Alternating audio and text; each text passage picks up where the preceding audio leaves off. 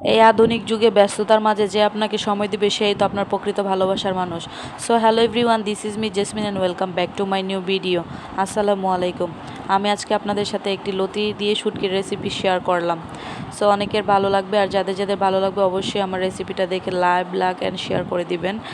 তো আমি যেভাবে রান্না করতেছি অবশ্যই আপনারাও এরকম করে ট্রাই করে দেখবেন। একদিন শুটকি দিয়ে লতি অনেক মজা লাগে। এই লতিগুলো হচ্ছে আমার শাশুড়ির কচু ক্ষেত থেকে তোলা। লতিগুলো একদমই গলা ধরে না, এটাকে কাঠকচুর লতি বলে।